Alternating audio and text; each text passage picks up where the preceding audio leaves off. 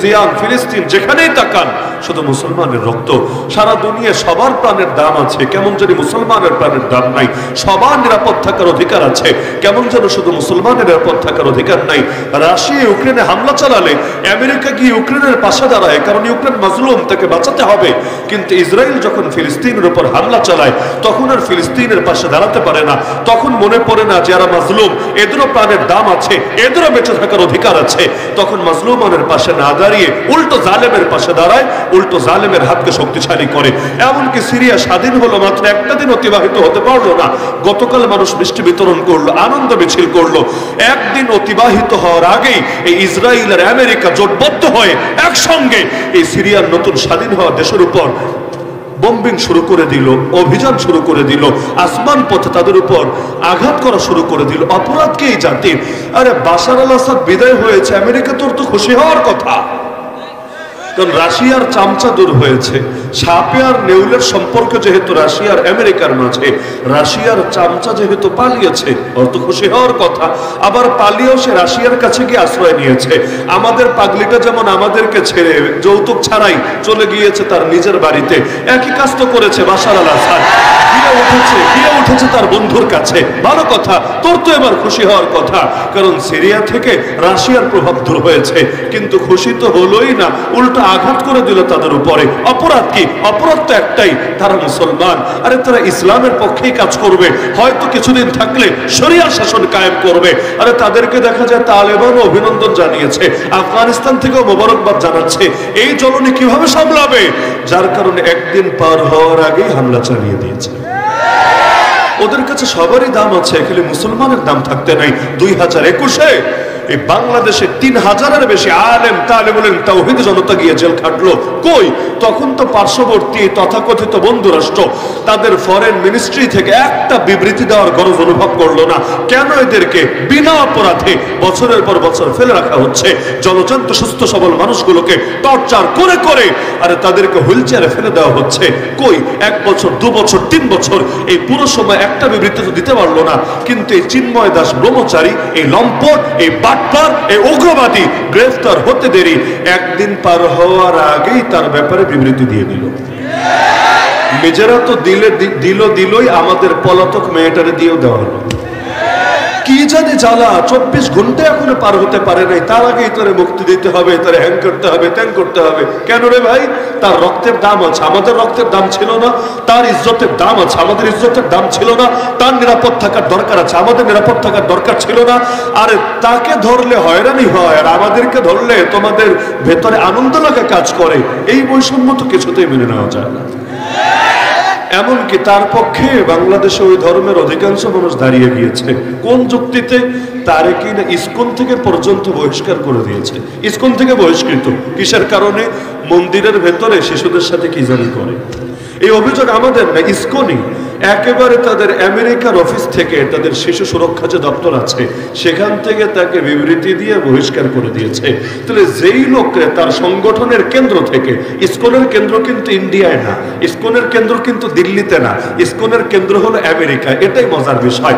আবার ইসকন প্রতিষ্ঠা করেছে যে সেও ইন্ডিয়ার কোনো স্কুল কলেজ ভার্সিটিতে পড়ে সেখান থেকে শেখে নাই, তাদের গুরুদের থেকে ডাইরেক্ট ধর্ম দীক্ষা নেয় নাই, বরঞ্চ তার শিক্ষা দীক্ষাও আমেরিকায়। তাহলে আমেরিকায় বসে নতুন ধর্ম তৈরি করলো, তাও বেশি দিন আগে না, 1966-তে। হিন্দু ধর্মের তো ওরা মূলত বলে সনাতন, হিন্দু তো ওরা বলে না, মূল শব্দ হলো সনাতন, সনাতন ধর্ম। সনাতন শব্দের অর্থই পুরাতন। ওদের দাবি হলো এই অঞ্চলে আরো সবচাইতে পুরাতন। তো 1966-তে যেটা আবিষ্কার হয় ওইটা আবার পুরাতন হয় কিভাবে? তাও ভালো কথা। যেই ইসকন তৈরি হলো আমেরিকায়, ওই হেড অফিস থেকে ওরে বহিষ্কার করা হলো দল থেকে। তো যেই লোকরা শিশুদের সাথে কি করে না করে এই জন্য দল থেকে বহিষ্কার করে, ওই লোকের জন্য যান বিলায় দিতে আর রাজপথে নেমে আসে। গরুর মুখ বেশি খাইলে মনে হয় মস্তিষ্কের অবস্থা এমনই হয়ে থাকে। মানে রুচি বলতে তো একটা ব্যাপার আছে, কমন সেন্স বাদই দিলাম, রুচি বলতে তো একটা ব্যাপার আছে। এইরকম ক্যারেক্টারের লোক আরে মুসলমানের মধ্যে থাকলেও মুসলমান যত পিটা করে ওরা বিদায় করে দিত নিজের আঙ্গিনা থেকে। আর সেখানে তার পেছনে ছুটতে ছুটতে, তার পক্ষ লড়াই করতে করতে আমাদের এক ভাইকে পর্যন্ত শহীদ করে ছেড়েছে। হ্যাঁ, আলহামদুলিল্লাহ সুম্মা আলহামদুলিল্লাহ। এই দেশের মুসলমানদের যতই গালি দেখ, এই দেশের মুসলমানদের তো বলে জঙ্গি, বলে উগ্রবাদী, বলে টেরোরিস্ট, বলে সাম্প্রদায়িক উস্কানিদাতা। আল্লাহ কসম করে বলি, এই দেশের মুসলমান আসলেই যদি উগ্র হতো, আসলেই যদি টেরোরিস্ট হতো, আসলেই যদি সন্ত্রাসী হতো, আসলেই যদি সাম্প্রদায়িক হতো, আরে যেদিন আমাদের ভাই শহীদ সাইফুল ইসলাম আলিফকে শহীদ করা হয়েছিল, তাকে কবরে রাখার আগেই ওই খুনিদের 14 গোষ্ঠীর এই দেশের বাইরে চলে যেতে বাধ্য হতো। কিন্তু শান্তিপ্রিয় জাতি বলেই, শান্তশিষ্ট ভদ্র জাতি বলেই তার নীরব থেকে ছিল। এজন্য নীরব থাকে নাই যে মুসলমানের রক্তের কোনো দাম নাই, অবশ্যই আছে। প্রতি ফোঁটা রক্তের বদলা নেওয়া হবেই হবে। হ্যাঁ, মুসলমান এজন্য বসে নাই, মুসলমানের শক্তি নাই, মুসলমান ভয় পেয়েছে। আরে আল্লাহ ছাড়া দুনিয়ার মানুষকে ভয় পাওয়ার কি আছে? যেখানে গিয়ে মানুষের চিন্তার দৌড় শেষ, সেখানে আমার আল্লাহর কুদরতের শুরুমাত্র। যেখানে গিয়ে বান্দা চিন্তা করতে পারবে না, এমন কত কিছুই তা আল্লাহ ঘটিয়ে ছাড়েন। আরে নবী মুসার সঙ্গীরা পর্যন্ত বলেছিল, আজ আর রক্ষা নাই, ইন্না লামুদরাকুন, নিশ্চয়ই আমরা গ্রেফতার হব, এখনই গ্রেফতার হতে যাচ্ছি। নবী মুসা বলেছিলেন, কাল্লা, আরে কিছুতেই না, হতেই পারে না, ইন্না মাই রাব্বি সায়াহদিন, আমার সাথে আমার রব আছে, তিনি আমার জন্য পথ বের করবে, আমাকে পথ দেখাবে। তাহলে যেখানে গিয়ে সবার চিন্তার দৌড় শেষ, এমনকি ফেরাউনও মহা খুশি। ওই ফেরাউনের কি দরকার ছিল এই রাস্তায় ওঠার? ও তো ভালো করে জানে, আর কেউ জানুক বা না জানুক, এই রাস্তা ওর নির্মিত কোন রাস্তা না। এই রাস্তা নবীকে দেওয়া বিশেষ মুআজিজা হিসাবে দেওয়া রাস্তা।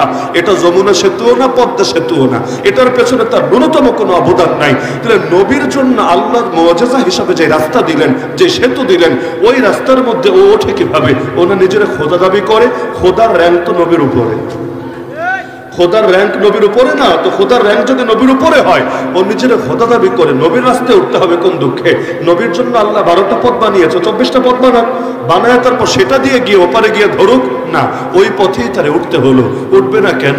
মরণ তো তারা টেনে নিয়ে গিয়েছিল। আবার যখন ডুবছে, পথের মাঝে যাওয়ার পর পথ নাই হয়ে গেল, বেচারা ডুবে গেল, মরতে মরতে আল্লাহরে ঢেকে গেল। তাও কিভাবে? আমান্না বিরাব্বিল আলামিন বলে শেষ না, রব্বুল আলামিনের উপর ঈমান এনেছি, এতটুকু বললেও চলে। কথা আরো ক্লিয়ার ভাবে ভেঙে চুরে বলছে, ওই রবের উপর ঈমান এনেছি যে রব হলেন রব্বি মুসা ওয়া হারুন, মুসা নবীরও রব, হারুন নবীরও রব। যাতে করে কারো আর ধোঁয়াশা না থাকে, অস্পষ্টতা না থাকে যে রব্বুল আলামিন বলতে কাকে বোঝালো, নিজেকে আবার বোঝালো না তো। এজন্য কোনো ব্যাখ্যার আর অস্পষ্টতা রাখে নাই, সে ক্লিয়ার করে দিল, আমি ঈমান আনলাম মুসা নবীর রবের উপর, আমি ঈমান আনলাম হারুন নবীর রবের উপর। এই ঈমানটি আগে আনতা, তাহলে তো এত ঝামেলা করা লাগতো না। এই বাংলাদেশে বারবার একই কাজ হয়। আরে হুজুররা ওদের সদিনে যখন ওদেরকে নসিহত করে, ওদেরকে উপদেশ দেয়, তখন হুজুরদের উপদেশ ভালো লাগে না। আর বিপদে পড়লে হুজুর বাঁচান, হুজুর বাঁচান, হুজুর হেল্প আস, হেল্প আস, এটা বলতে বলতে আর মুখে ফেনা উঠাতে ভুল করে না। এই যে এবার শহীদ সাইফুল ইসলাম আলিফ ভাইকে শহীদ করার পর প্রতিটা থানায় থানায়, জেলায় জেলায় বড় বড় হুজুরদেরকে ডাকিয়ে, কাউকে ডিসি অফিসে, কাউকে এসপি অফিসে, কাউকে এনএসএর পক্ষ থেকে ফোন দিয়ে, হুজুর পরিবেশটা একটু সামাল দেন, জাতিকে শান্ত থাকতে বলেন, জুমায় জুমায় ইমামদেরকে, খতিবদেরকে জাতির উদ্দেশ্যে সাম্প্রদায়িক দাঙ্গা যাতে না হয় এজন্য পরামর্শ দিতে বলেন। কারণ আপনারা যদি খালি একটু খেপিয়ে দেন, পুরো বাংলাদেশ রক্তের বন্যা বয়ে যাবে। তার একার রক্তের প্রতিটা ফোঁটার বদলা নেওয়ার জন্য ওদের 14 গোষ্ঠীর এই যা বাংলাদেশ থেকেই চিরতরে উচ্ছেদ করে দেওয়া হবে। এখন আপনারাই পারেন জাতিটাকে শান্ত রাখতে। অথচ দেখা যায় ভালো টাইমে হুজুরদের পরামর্শ লাগে না, বিপদে পড়লে খালি ফোন দিতে ভুল করে না। যখন জুলাই আন্দোলন চলছিল, হুজুরদেরকে ডেকে নিয়ে গেছে, একবার স্বরাষ্ট্রমন্ত্রীর বাসায়, দুইবার ধর্মমন্ত্রীর বাসায়। কেন? ডেকে নিয়ে, হুজুর দেখেন পুলিশও পারছে না, সেনাবাহিনীও ঠিকভাবে কথা শুনছে না, আমাদের পোলাপানো ভয় টয় পায়া ওদের অবস্থা খারাপ।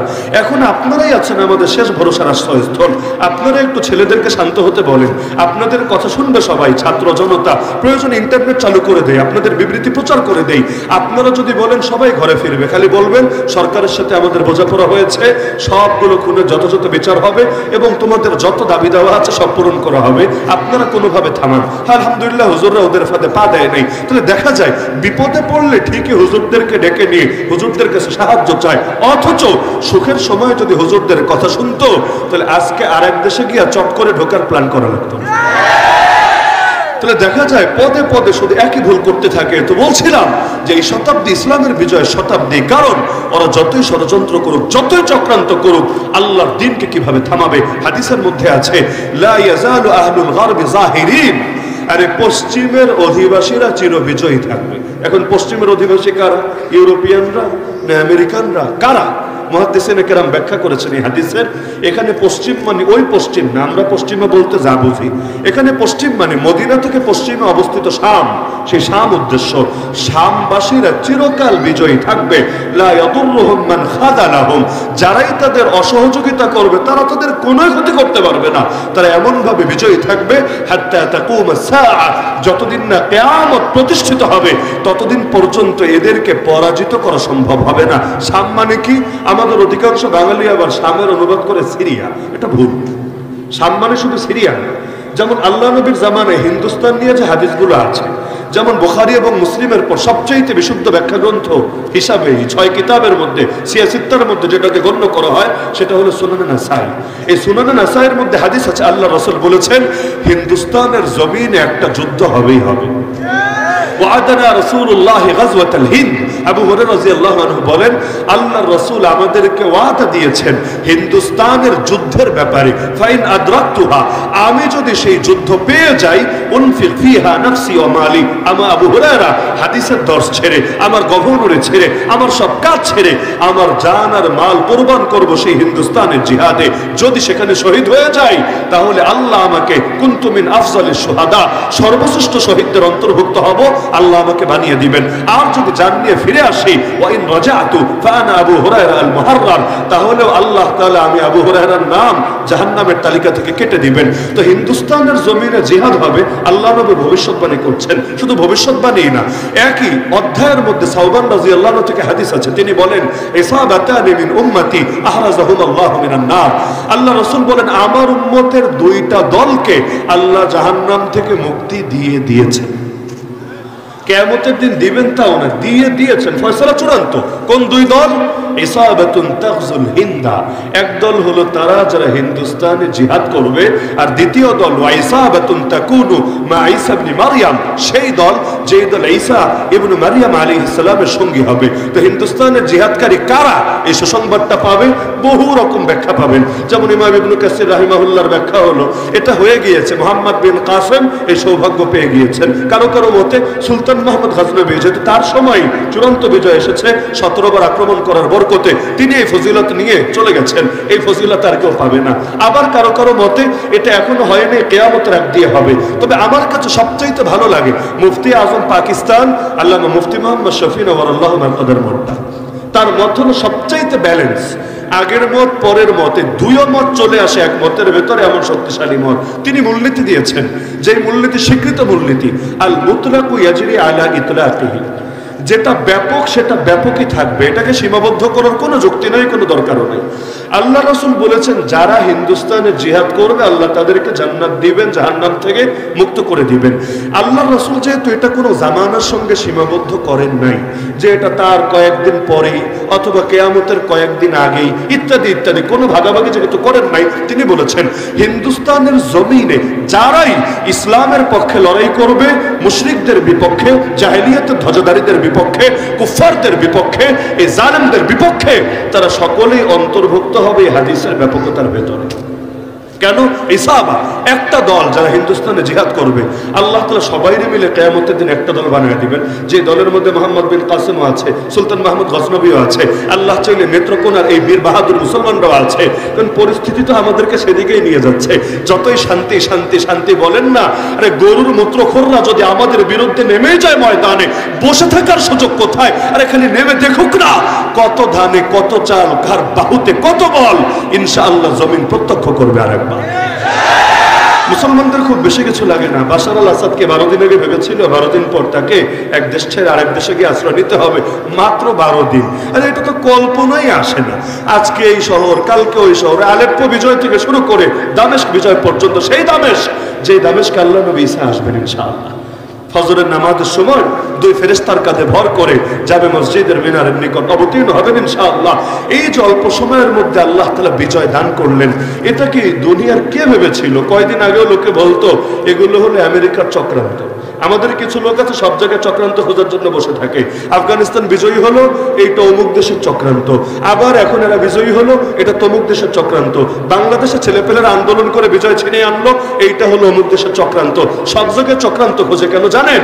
কারণ এরা ইন্ডিয়ারও শক্তিশালী মনে করে, আমেরিকারও শক্তিশালী মনে করে, ইসরায়েলের শক্তিশালী মনে করে, জাতিসংঘের শক্তিশালী মনে করে, কিন্তু আমার আল্লাহ যে সবচাইতে বেশি শক্তিশালী এটা এরা বিশ্বাস করতে পারে না। ওরা ভাবে ওরে কাফেররা সাহায্য করে জিতায় দেয়, অথচ আল্লাহ তাআলা সাহায্য নিয়ে মনে হয় মুসলমান জিতে না। ওরা ভুলে গেছে আমাদের বদরের মতো ইতিহাস আছে। আরে যেই সময় 313 ছিলাম ওই সময় তো হারি নাই কাফেরদের হাতে, আজকে তো আমরা 200 কোটি ছাড়িয়েছি, আজকে হারবো কোন দুঃখে? যার সাথে আল্লাহ আছে আরে সে হারবে কেন? হাসবুনাল্লাহু ওয়া নি'মাল ওয়াকিল, আল্লাহর উপর ভরসা করে আল্লাহর সাহায্য নিয়ে যদি নামে, কোরআন বলে দিচ্ছে ওয়ামান ইয়াতাওয়াক্কাল আলাল্লাহ ফাহুয়া হাসবু, যে ব্যক্তি ভরসা করে আল্লাহর উপরে আল্লাহ যথেষ্ট হয়ে যান তার জন্য। তাহলে মুফতি শফি রহমতুল্লাহের ব্যাখ্যা অনুসারে আশা করা যায় আগামী দিনে আল্লাহ যদি আমাদেরকেও কবুল করেন জালেমদের বিপক্ষে ময়দানে, ইনশাআল্লাহ আমাদের নাম আল্লাহ মুছে দিবেন জাহান্নামের তালিকা থেকে। ইচ্ছা আছে তো মোছার? তো হিন্দুস্তান বলতে কি বোঝায়? আল্লাহ নবীর জামানে হিন্দুস্তান বলতে যা বোঝাতো তাই বুঝাবে। ওই সময় বাংলাদেশ নামে কোনো দেশ ছিল না, পাকিস্তান নামে কোনো দেশ ছিল না, আরাকান নামে আলাদা কোনো অংশ ছিল না, বরং পুরোটা মিলে ছিল তৎকালীন হিন্দুস্তান। এখন তো ভেঙে ভেঙে টুকরা টুকরা হয়েছে। এমনি ইন্ডিয়া সবচাইতে বড় আছে, বাকিগুলো ছোট ছোট। ইন্ডিয়া আল্লাহ চাইলে ভাঙবে ইনশাআল্লাহ। কি ভাঙবে মনে হয় না? দুনিয়ার সিস্টেমটাই এমন, আপনি আরেকজনের জন্য গর্ত করবেন, আল্লাহ চাইলে ওই গর্তে গিয়ে আপনি করবেন। ওরা আমাদের ভয় দেখায়, আমাদের 3 দেশে নাকি 3 দিকে ওরা ঘিরে আছে, চাপ দিলেই মাঝখান থেকে আমরা ভর্তা হয়ে যাব, অথচ ওরা ভুলে যায় ওদের গলাটাই আমাদের হাতে আছে। চিকেন নেক মানে কি? মুরগির গলা। তো ধরেন ব্রয়লার মুরগি হোক আর সোনালি হোক আর দেশি হোক, ওই মুরগির গলাটা আমাদের হাতে। পুরো 7 সিস্টার্স, 8টা দেশ, নামে 7 সিস্টার, দেশ আসলে 8টা। ওই 8 দেশ এক পাশে, আর বাকি পাশে হলো পুরা ইন্ডিয়া, মাঝখানে হইলো মুরগির একটা গলা, 30 কিলোমিটারের মতো রাস্তা। খালি যদি গলাটা চাপ দিয়ে ধরতে পেরেছেন, আলাদা কষ্টও করা লাগবে না, চাপ একটা দিলে শ্বাস বন্ধ হয়ে 8টা নাই হয়ে যাবে ইনশাআল্লাহ। ওই গেল 8টা। আবার ত্রিপুরাটা কই আছে মানচিত্রে একটু দেখেন তো। আমাদের 3 দিকে যেমন ইন্ডিয়া, ত্রিপুরার 3 দিকে আমরা। কি বাস্তবতা এমন না? ত্রিপুরা বাংলাদেশে থাকলে আমাদের সিলেট থেকে চিটাগাং যেতে বেশি সময় লাগতো না, একদম সোজাসুজি চলে যেতাম। এখন সিলেট থেকে আসতে হয় আখাউড়া হয়ে, একদম ওদিক দিয়ে ট্রেনে গেল ঘুরে ঘুরে চিটাগাং, আর বাসে গেলে ঢাকা হয়ে অথবা সেই কুমিল্লা হয়ে ঘুরে ঘুরে ঘুরে বহু ঝামেলা। অথচ ত্রিপুরা থাকলে আমরা সোজা চলতে শুরু করতাম, আমরা গিয়ে পৌঁছতাম। তো ত্রিপুরার সাথে ইন্ডিয়ার সামান্যই বর্ডার, আর অধিকাংশ অঞ্চল 3 সাইড জুড়েই বাংলাদেশ। এক পাশে আমরা সিলেটবাসী, এক পাশে আছে চিটাগাংবাসী, মাঝখানে আছে বাংলাদেশের আরো কিছু এলাকা। তো 3 দিকে আছে আমরা। খালি যদি সিলেট থেকে একটা সোজা টান দেওয়া যায়, এটাও নাই হয়ে যাবে ইনশাআল্লাহ। এর মধ্যে মজার বিষয় হলো আগরতলার দূরত্ব আমি দেখেছি ব্রাহ্মণবাড়িয়া থেকে মাত্র 2 কিলো। কয় কিলো?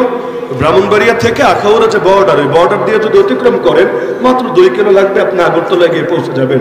ওই আগরতলায় কি লাফালাফি করলো হাই কমিশন, আঘাত চালালো, পতাকারে পর্যন্ত অপমান করলো, এমনকি সেখানে যারা কাজ করে ওদের পর্যন্ত পিটালো।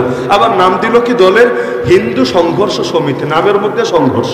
যেই দল আক্রমণ চালিয়েছে ওদের নাম হিন্দু সংঘর্ষ সমিতি। খালি কল্পনা করেন, নামটা যদি হতো মুসলিম সংঘর্ষ সমিতি, আর হামলাটা যদি বাংলাদেশ হাইকমিশনে না হয়ে বাংলাদেশের মুখে ইন্ডিয়ান হাইকমিশনে হতো, আর যারা হামলা করতো এদের নাম হতো মুসলিম সংঘর্ষ সমিতি, আপনার কি ধারণা এতক্ষণ দেশটা এমন স্বাভাবিক থাকতো?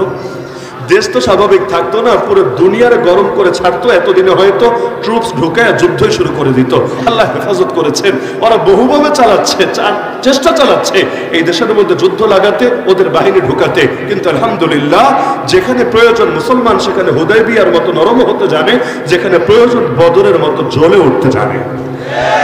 ইসলাম আমাদেরকে সবই শিখিয়েছে। দিনের প্রয়োজনে মায়ের খেতেও জানি, দিনের প্রয়োজনে মায়ের দিতেও জানি। সাময়িকভাবে চুপ থাকা এটা কোনো কাপুরুষতাও না, এটা দুর্বলতাও না, বরঞ্চ এই ক্ষোভ যে জন্মেছে বাস্তবতা এটা।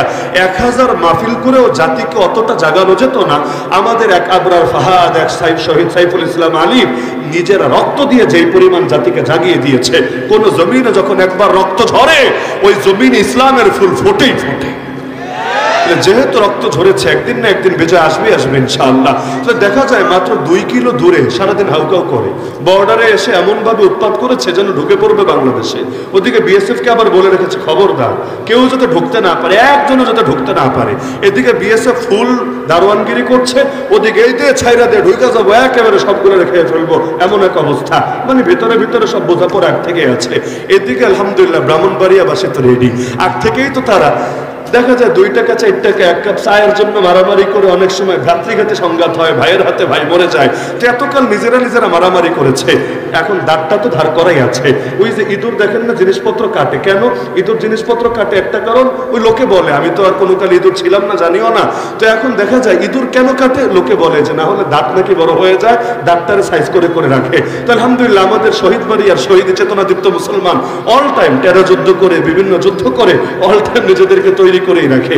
যেই দিনের ঘটনা এটার পরের দিনে আমার মাহফিল ছিল আখাউড়া, এবং আখাউড়ার প্রাণ কেন্দ্রে, আখাউড়া এমনি বেদাতি বেশি, তবে প্রাণ কেন্দ্রে হকের একটা মাদ্রাসা আছে আলহামদুলিল্লাহ, 800 ছাত্র, এক কওমি মাদ্রাসায় 800 ছাত্র, দাওরে হাদিস পর্যন্ত মাদ্রাসা, সেখানে মাহফিল। ওই জায়গায় বলে আসলাম যে দাদা বাবুরা ওপারে এত লাফালাফি না করে এপারেই চলে আসো না, সরাসরি আলাপ হোক, দূরে দূরে বসে কথাবার্তা হয় নাকি, লাইভে আলাপ হোক, বোঝাপড়া হোক, চায়ের দাওয়াত থাকলো, চলে আসো না। বাংলাদেশে ঢুকতে চাইলে ব্রাহ্মণবাড়িয়ার উপর দিয়ে ঢুকতে হবে, আর ব্রাহ্মণবাড়িয়ার নাম শুনলে বাকি 67 জেলার মানুষ এমনি টেনশনে পড়ে, মেয়ে বিয়ে দিতে গেলেও চিন্তা করে কখন জানি আবার টেডার গোতা খাওয়া লাগে। তো যারে নিয়ে নিজের দেশের মানুষই পেরেশানিতে থাকে, তোমরা দাদা বাবুরা এখানে ঢুকতে দেরি, আর কিছু হোক না হোক অন্তত তো মুসলমানিটা করাই দিতে পারবেন। দেখা যাচ্ছে না ওপারে বসে লাফালাফি ঠিকই করবে, কিন্তু এপারে আসবে না, কারণ ওরাও ভালো করে জানে যে বাঘ আর বিড়াল দেখতে অনেক সময় একরকমই লাগে। বিড়ালটা যদি জুম করে কিছু ভালো ফটোগ্রাফার আপনি হন, জুম করে আর একটা ক্লিক নিতে পারেন, দেখবেন একেবারে পুরো হালুমের মতো দেখা যাচ্ছে, বাস্তবে হালুম না। যেই মাত্র মুখটা খুলবে তখনই দেখবেন মুখ থেকে বাঘের গর্জন না ম্যাও ম্যাও বের হচ্ছে। বাংলাদেশে বহুত মানুষ সাজে না, বহুত জনের কপি।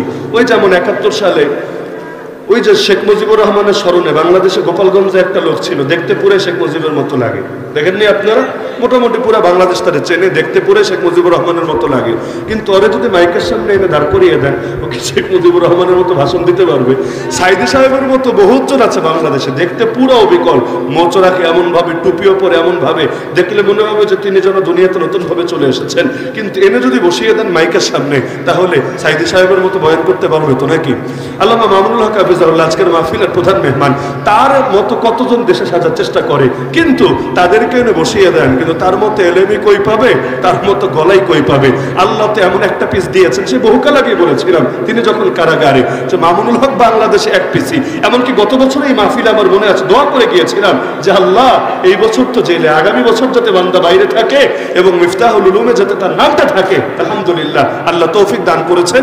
যদি অসুস্থতার কারণে আসবেন কিনা আমি নিশ্চিত না, হয়তো আসবেন না, কিন্তু এই যে আলহামদুলিল্লাহ আল্লাহ তাআলা কবুল করেছেন, আল্লাহ যদি চান একদিন তারে নিতে নিতে আরো বহু দূরেও নিয়ে যাবেন।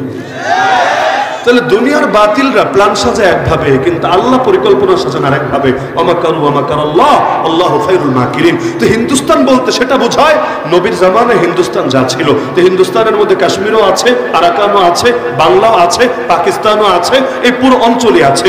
ইনশাআল্লাহ সুম্মা ইনশাআল্লাহ নবীর সেই ভবিষ্যৎবাণী সত্য হবে। এই অঞ্চলে ঈমান আর কুফরের মধ্যে একটা লড়াই হবে, সেই লড়াইয়ে মুসলমানদের বড় কষ্ট হওয়ার পর চূড়ান্তভাবে বিজয়ী হবে। এরপর হিন্দুস্তান আবার অখণ্ড হবে। তবে সে অখণ্ড হিন্দুস্তান কোন রামরাজ্য হবে না, কোন কৃষ্ণ রাজ্য হবে না, কোন হনুমান রাজ্য হবে না। সে অখণ্ড হিন্দুস্তান তাওহীদের হিন্দুস্তানে পরিণত হবে। এটা আপনারা বিশ্বাস করেন বা না করেন, ওরা ঠিকই করে। ওরা করে বলে ওদের প্রস্তুতি ওদের দিক থেকে শতভাগ সম্পূর্ণ করে রেখেছে, আর আপনাদের প্রস্তুতি এখনো জিরোতে রয়ে গেছে। ইসরায়েলের খবর আপনি বাংলাদেশে বসে, এখন তো অনলাইনের যুগ, একটু ঘাটাঘাটি করলে পাবেন। ইসরায়েলের মধ্যে প্রচুর পরিমাণ হাজার হাজার একটা গাছ লাগিয়েছে। কি নাম গাছের বলতে পারবেন?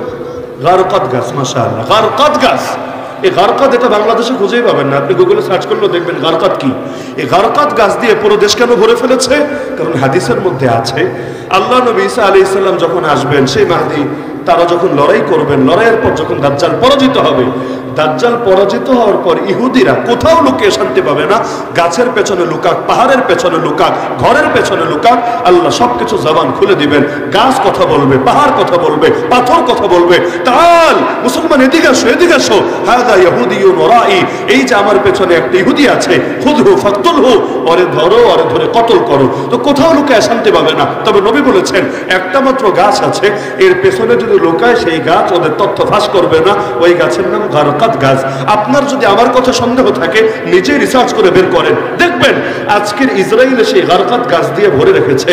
তো নবীর হাদিসে যদি ন্যূনতম বিশ্বাস নাই থাকে, ওরা যদি ওদের পরিণতির ব্যাপারে ভীত সন্ত্রস্ত নাই থাকে, তাহলে এই প্রস্তুতি নিয়ে রেখেছে কিসের জন্য?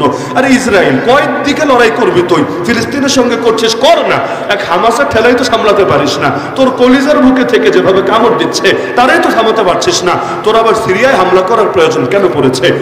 এজন্য আপনি বিশ্বাস করেন বা না করেন, ওরা জানে যতদিন একজন মুসলমান দুনিয়ার বুকে থাকবে ওরা স্বস্তিতে ঘুমাতে পারবে না, শান্তিতে ঘুমাতে পারবে না, কারণ ওরা জানে চূড়ান্ত বিজয় ইসলামের হবেই হবে। ওরা ঠিকই বিশ্বাসগুলো রাখে। তো হিন্দুস্তান যেমন পুরো এক ব্যাপক অঞ্চল, একইভাবে শাম এটাও ব্যাপক অঞ্চল। শামের মধ্যে 4টা দেশ আছে, মাথায় গেঁথে রাখেন। শাম বলতে কয়টা দেশ বোঝায়? 4টা দেশ। এর মধ্যে একটা হলো সিরিয়া, 2 নম্বর হলো ফিলিস্তিন, এই ফিলিস্তিন ও শাম, এবং মসজিদে আকসা এটা শামের কলিজার ভেতর, শামের বুকের ভেতর। এর বাইরেও আছে আরো 2টা দেশ, একটার নাম লুবনান, বাংলায় বলেন লেবানন, আর একটার নাম উর্দুন, বাংলায় বলেন জর্ডান। জর্ডান, লেবানন, প্যালেস্টাইন আর সিরিয়া, এই 4 দেশ মিলে ছিল নবীজির জামানার শাম। তো নবীজি যখন দোয়া করেন আল্লাহুম্মা বারিক লানা ফি ইয়ামানিনা, আল্লাহুম্মা বারিক লানা ফি শামিনা, হে আল্লাহ আমাদের ইয়ামানে বরকত দাও, আমাদের শামে বরকত দাও, আল্লাহর নবী সেই দোয়া সিরিয়াবাসীও পেয়েছে, ফিলিস্তিনবাসীও পেয়েছে, লেবাননবাসীও পেয়েছে, আবার জর্ডানবাসীও পেয়েছে, এবং এই পুরো অঞ্চল ইনশাআল্লাহ বিজয়ী থাকবেই থাকবে, কারণ নবী বলেছেন এরা বিজয়ী হবে। হ্যাঁ, মাঝে মাঝে বিভিন্ন ফিতনা আসবে, কয়দিন পর পর নতুন নতুন ফিতনা আসে, সামনে যেহেতু বহুত হাদিস, ফিতনাও আসা স্বাভাবিক, একবার এই দল, একবার ওই দল, একবার এই দল। এমনকি আপনাদের তো মিষ্টি বিতরণ করা শেষ, বাঙালিরা তো এমনি আর হুজুকে বাঙালি বলে না, আপনাদের তো মিষ্টি বিতরণ করা শেষ, অথচ মিষ্টি খেয়েছেন ঠিক আছে, অবশ্য খাওয়া উচিত বটে, কিন্তু এর চাইতে বেশি দোয়া করা উচিত। কেন জানেন? কারণ মাত্র শুরু, সবাই ভাবছে শেষ। আফগানিস্তান যুদ্ধ যেমন শেষ, সিরিয়া যুদ্ধ শেষ, শেষ না রে ভাই, মাত্র শুরু। যখন শেষ হবে এর কিছুকাল পর ইমাম মাহদী চলে আসবে। বলবেন কিভাবে, শুরু কিভাবে? এখনো পর্যন্ত সিরিয়া এক দেশের নিয়ন্ত্রণে না। সোভিয়েত ইউনিয়নের কাছ থেকে আফগানিস্তান যখন স্বাধীন হয়েছে, দীর্ঘ 9 বছর লড়াই করার পরে, 1989-তে স্বাধীন হওয়ার পর 5 বছর এরা নিজেরা গৃহযুদ্ধ করেছে। কেন? পুরো দেশ এক দলের হাতে না, এইটা ওদের হাতে, এইটা ওদের হাতে, এইটা ওদের হাতে, এইটা ওদের হাতে। মনে করেন বাংলাদেশে একটা আন্দোলন হলো, যদি এমন হতো আন্দোলন বহুদিন পর্যন্ত চলছে এবং এই বিপ্লব হতে হতে সশস্ত্র বিপ্লবের পথে গিয়েছে, এই আন্দোলনটি আর 1 মাস চালু থাকলে দেখতেন সশস্ত্র বিপ্লব হয়ে গিয়েছে। কোন দিক থেকে বহিঃশত্রু এসে এরা কিছু অস্ত্র দিত, অস্ত্র দিত, নিয়ে ট্রেনিং দিত, লং টাইম জারি থাকলে এমন হতো। এমনকি এখন যারা উপদেষ্টা পদে আছে বা বৈষম্য বিরোধী আন্দোলনের নেতা, তারা কিন্তু এটা অফিসিয়াল ভাবে বলেছে, স্বীকারও করেছে যে আমাদের মানসিক প্রিপারেশন ছিল, যদি আমরা দেখি আর কোনো উপায় নাই, প্রয়োজনে সশস্ত্র বিপ্লব করব, কারণ বিপ্লব সর্বদা নিরীহ হয় না, বিপ্লবের প্রয়োজনে অস্ত্র হাতে তুলে নিতে হয়। তো যদি এমন হতো যে অস্ত্র দিয়ে দেশ স্বাধীন হলো, এরপর স্বাধীন করলো এক এক এলাকায় এক এক দল, চিটাগাঙে মনে করেন ওই দল বেশি মেহনত করলো, ঢাকায় এই দল বেশি মেহনত করলো, নেত্রকোনা ময়মনসিংহ বিভাগে ওই দল বেশি মেহনত করলো, পরে কে কারে মেনে নিত? দেখা যেত বলতো এখানে আমার, এখানে আমার, এখানে আমার। এখন মিয়ানমারের যে পরিণতি হয়েছে, মিয়ানমার ছেড়েছিল আরাকানকে গিলে খাবে, আল্লাহর কি কুদরত, পুরো মিয়ানমারই চলে গেছে এখন বিচ্ছিন্ন হয়ে। আরাকানের ভাইদের উপর জুলুম করে নাই? আরে জুলুম করে নাই, করেছে, ওরাও করেছে, আপনারাও করেছেন। বলবেন আপনারা কিভাবে করেছেন?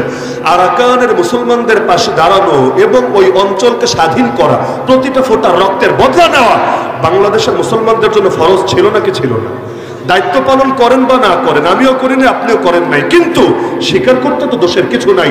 পৃথিবীতে 1 ইঞ্চি ইসলামের ভূমিও যদি কাফেররা দখল করে নেয়, সেটা যতদিন পর্যন্ত মুক্ত না হবে, সেটা মুক্ত করার জন্য লড়াই করা, সংগ্রাম করা, জিহাদ করা ফরজ দায়িত্ব।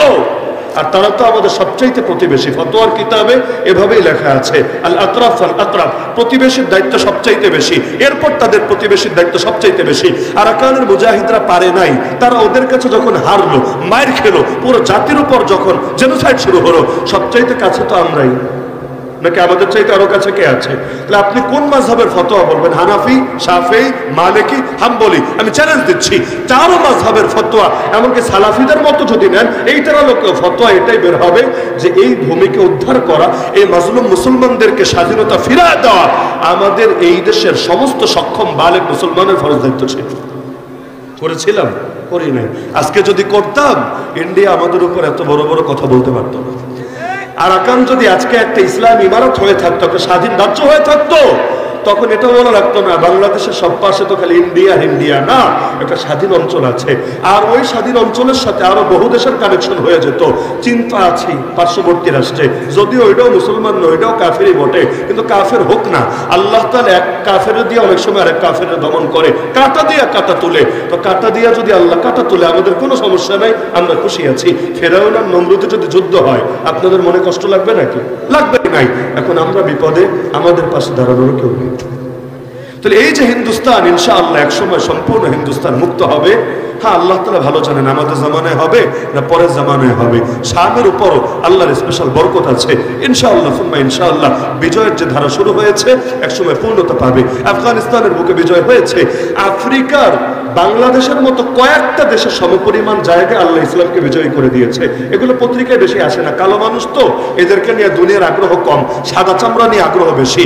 অথচ আফ্রিকার মধ্যে বহু বহু হাজার হাজার বর্গ, লক্ষ লক্ষ বর্গ কিলোমিটারে আল্লাহ তাআলা ইসলামকে বিজয় করে দিয়েছেন। তো এই দুনিয়ার মধ্যে ইসলামের বিজয়ের ধারা শুরু হয়েছে। আল্লাহ চাই আগামীর বাংলাদেশ ইসলামের বাংলাদেশ হবে। তা আপনারা ইসলাম কায়েমের জন্য মেহনত করবেন তো ইনশাআল্লাহ। তা আলোচনা লম্বা করবো না, রাত অনেক হয়েছে।